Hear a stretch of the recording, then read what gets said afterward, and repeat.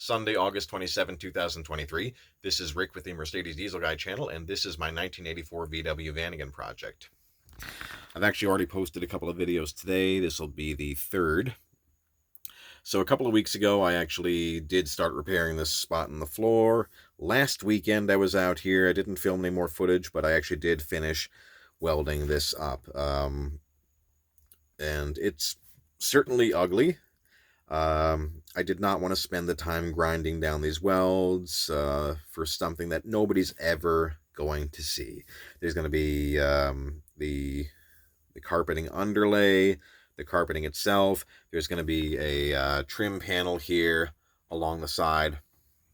So really, it's the cosmetics just don't need to be there. What else can I say about this? I started this with my old Harbor Freight flux core welder, but the wire feed mechanism just wasn't reliable anymore. It would just feed the wire kind of in spurts. So I did go and buy a new welder. This is about the cheapest one I could get on Amazon. Once again, flux core, but this has worked really well for me so far. It is a Yes Welder Flux 135.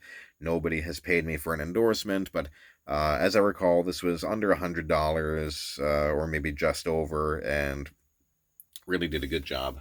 So I might end up selling my older welder, just with the caveat that the wire feed is a bit wonky at the moment. Maybe an adjustment would help, but I've had that welder so long, I just decided to go with a new one. So I'm going to do some seam sealer over all of this here, and this should then be buttoned up. I also have some heavy-duty anti-rust like frame coating to go here into the rocker. I'm going to spray it. There's a hole right there, and I may, I don't think I'm going to drill any more holes. The inner rocker is accessible through other vent holes underneath the bus, so anything that might still be exposed metal is going to be coated. So overall, I'm happy with this. Believe it or not, it really is solid. And this is going to do just fine for repairs. I'm also going to possibly start grinding some of the rust on the front cab steps today. I don't have too much time. It's already past 5:30 p.m. here local time. I wanted to address one more thing, though. So the first video I posted today was the pressure washing I did on this bus. I filmed that video 14 months ago, June of 2022.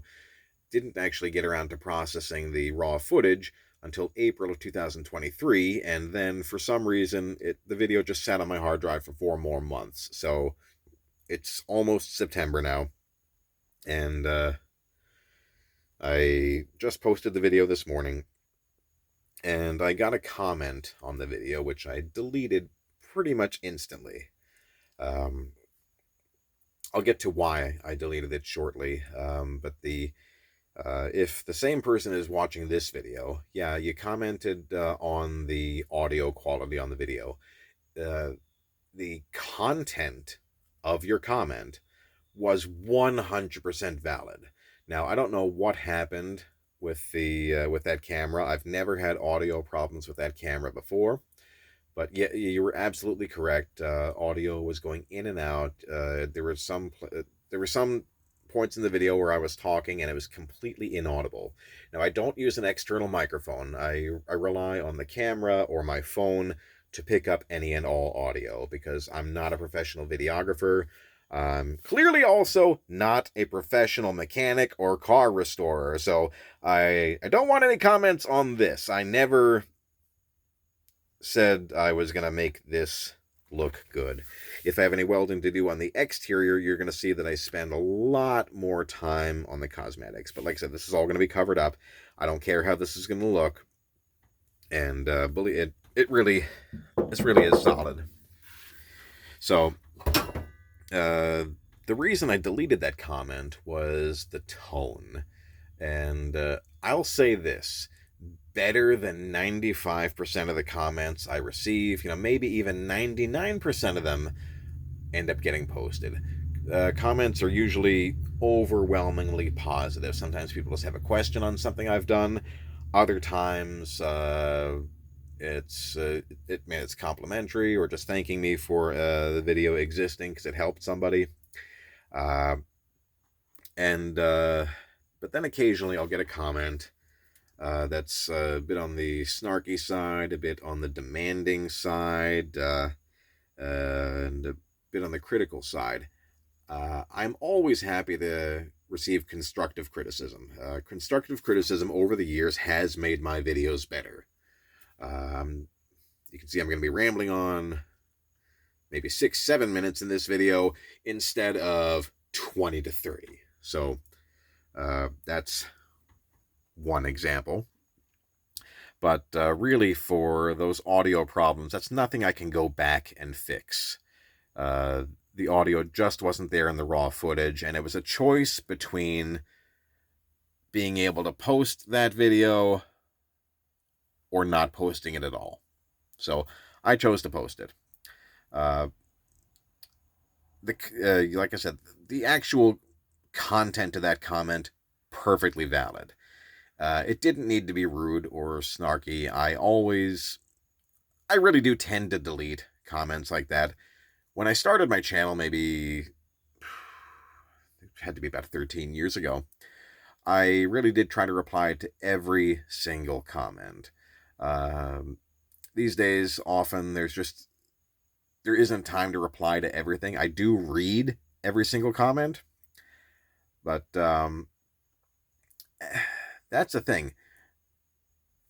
You can always, you can always post criticism. That's fine. But if you're going to be rude about it, I will delete the comment. But know that if you've got a valid message, I'm still going to hear it. So I will just leave off saying this much. I am grateful and thankful and humbled that you are all still watching my channel after all these years, and that you're all still interested in my car projects. It really does make me feel good to share this. So, once again, I leave off all my videos by saying thank you for watching. That's very deliberate. I really, that's not just something I say. It's not a catchphrase. I am very thankful and humbled that you're all watching. And, whenever I do get a criticism, I do try to do better. I do try to incorporate that into future videos to make them better. So yes, thank you. And I'm going to end the video here. It's gone on longer than I would have liked. This is Rick with the Mercedes Diesel Guy channel. Thank you all for watching, and I'll catch you all on the next video.